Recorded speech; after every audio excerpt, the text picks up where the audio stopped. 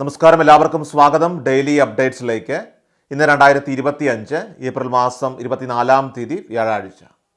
ഇന്നത്തെ ഏറ്റവും പ്രധാനപ്പെട്ട വാർത്താ അപ്ഡേറ്റുകളും അതോടൊപ്പം നാളെയും വരും ദിവസങ്ങളിൽ നിങ്ങളെല്ലാവരും അറിഞ്ഞിരിക്കേണ്ട, ശ്രദ്ധിക്കേണ്ട ഏറ്റവും പ്രധാനപ്പെട്ട അറിയിപ്പുകൾ, അപ്ഡേറ്റുകളൊക്കെയാണ് ഡെയിലി അപ്ഡേറ്റ്സിൽ ഷെയർ ചെയ്യുന്നത്. എല്ലാ പ്രേക്ഷകരും പൂർണ്ണമായിട്ട് ഈ അപ്ഡേറ്റുകൾ ശ്രദ്ധിക്കുക. അതോടൊപ്പം ഈ വീഡിയോ ഒന്ന് ലൈക്ക് ചെയ്ത് എല്ലാവരിലേക്കും മറക്കാതെ ഷെയർ ചെയ്യണം. നമ്മുടെ വാട്സപ്പ് ഗ്രൂപ്പിലും ജോയിൻ ചെയ്യുക. വാർത്തകളും അറിയിപ്പുകളും എല്ലാ ദിവസവും കൃത്യമായി നിങ്ങൾക്ക് വാട്സപ്പ് ഗ്രൂപ്പുകളിൽ ലഭ്യമാകും. നമ്മുടെ വാട്സപ്പ് ഗ്രൂപ്പിൻ്റെ എല്ലാ ലിങ്ക് വീഡിയോയുടെ ഡിസ്ക്രിപ്ഷൻ ബോക്സിലും കമൻറ്റ് ബോക്സിലും നൽകിയിട്ടുണ്ട്. എല്ലാ പ്രേക്ഷകരും മറക്കാതെ ജോയിൻ ചെയ്യുക. ഏറ്റവും ആദ്യത്തെ പ്രധാനപ്പെട്ട വാർത്താ അപ്ഡേറ്റ്: സംസ്ഥാനത്ത് ഒറ്റപ്പെട്ട ഇടങ്ങളിൽ ഇടിമിന്നലോട് കൂടിയ മഴയ്ക്ക് സാധ്യത.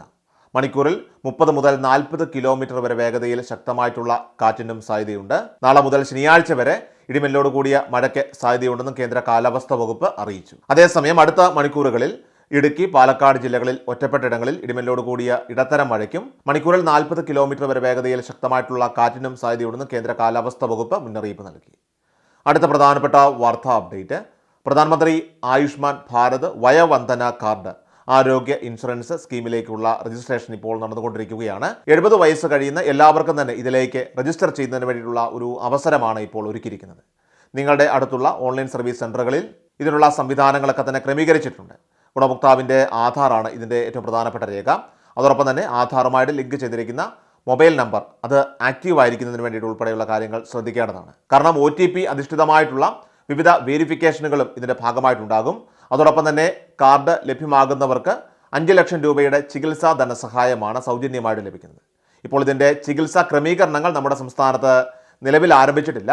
ആദ്യപടിയായിട്ട് നിലവിൽ ഇപ്പോൾ ഇതിൻ്റെ രജിസ്ട്രേഷൻ നടപടികൾ, കാർഡ് വിതരണമാണ് ഇപ്പോൾ ആരംഭിച്ചിട്ടുള്ളത്. അടുത്ത പ്രധാനപ്പെട്ട വാർത്താ അപ്ഡേറ്റ്: പ്രധാനമന്ത്രി ആവാസ് യോജന ഗ്രാമീൺ പദ്ധതി പ്രകാരം നിലവിൽ നമ്മുടെ സംസ്ഥാനത്ത് ഭവനരഹിതരായിട്ടുള്ളവർക്ക് പാർപ്പിടം നൽകുന്നതിന് വേണ്ടിയിട്ട് വിവിധ മേഖലകളിൽ പുതിയ അപേക്ഷകൾ ഇപ്പോൾ സ്വീകരിച്ചു തുടങ്ങിയിട്ടുണ്ട്. അതായത് ഈ വർഷം 1 ലക്ഷത്തിന് മുകളിൽ പാർപ്പിടങ്ങൾക്ക് അനുമതിയായിട്ടുണ്ടായിരുന്നു. ഇതിൽ നമ്മുടെ സംസ്ഥാനത്ത് ലൈഫ് മിഷൻ സ്കീമൊക്കെ ആയിട്ട് സഹകരിച്ചുകൊണ്ട് 4 ലക്ഷം രൂപ നൽകുന്ന രീതിയിൽ തന്നെയാണ് പ്രധാനമന്ത്രി ആവാസ് യോജന ഗ്രാമീൺ പദ്ധതിയും ഇപ്പോൾ നമ്മുടെ സംസ്ഥാനത്ത് നടപ്പിലാക്കിയിരിക്കുന്നത്.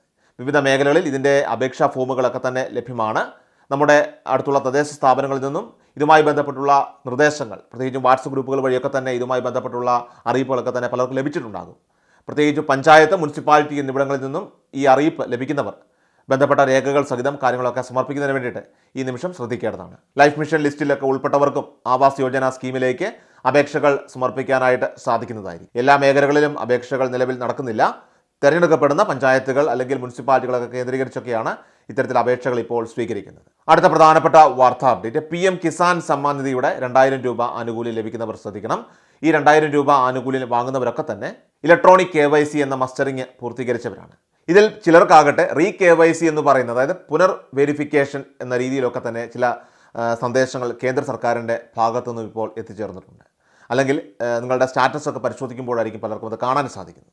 അപ്പോൾ അങ്ങനെയുള്ളവർ തീർച്ചയായിട്ടും ശ്രദ്ധിക്കുക. വീണ്ടും ഈ ഒരു KYC നിങ്ങളുടെ അക്കൗണ്ട് പുതുക്കിയെടുക്കുന്നതിന് വേണ്ടിയിട്ട് പ്രത്യേകം ശ്രദ്ധിക്കണം. നമുക്കുള്ള ആനുകൂല്യം നഷ്ടമാകാതിരിക്കുന്നതിന് വേണ്ടിയിട്ട് വെരിഫിക്കേഷൻ ഉൾപ്പെടെയുള്ള കാര്യങ്ങൾ ചെയ്യേണ്ടത് നിർബന്ധമാണ്.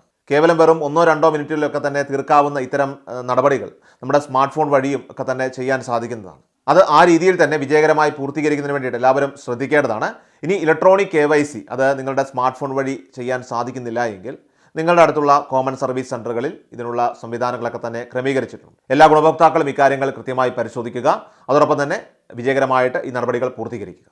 അടുത്ത പ്രധാനപ്പെട്ട വാർത്താ അപ്ഡേറ്റ്: നമ്മുടെ രാജ്യത്തെ കർഷകരുടെ ക്ഷേമം മുൻനിർത്തിയാണ് കേന്ദ്ര സർക്കാർ PM കിസാൻ മൻധൻ യോജന എന്ന പെൻഷൻ സ്കീം അവതരിപ്പിച്ചിരിക്കുന്നത്. 18 വയസ്സ് പൂർത്തിയായ ഇന്ത്യൻ പൗരന്മാർക്ക് പദ്ധതിയിൽ ചേരാൻ സാധിക്കും. 40 വയസ്സാണ് പദ്ധതിയിൽ ചേരാനുള്ള ഉയർന്ന പ്രായപരിധി. 18 വയസ്സുള്ള ഒരാൾക്ക് പ്രതിമാസം അടയ്ക്കേണ്ടതാകട്ടെ 55 രൂപ വീതമാണ്. പ്രായം കൂടുന്നതിനനുസരിച്ച് അടയ്ക്കേണ്ട തുക ഉയരുന്നതായിരിക്കും. അതായത് 40 വയസ്സുള്ള ഒരാളാണ് പദ്ധതിയിൽ ചേരുന്നതെങ്കിൽ പ്രതിമാസ അടവ് 200 രൂപയാകും. എങ്ങനെ നോക്കിയാലും പദ്ധതിയിൽ ചേരുന്നവർക്ക് 60 വയസ്സിന് ശേഷം കൃത്യമായിട്ടുള്ള വരുമാനം ഉറപ്പുവരുത്താൻ പറ്റുന്ന ഒരു സ്കീം കൂടിയാണിത്.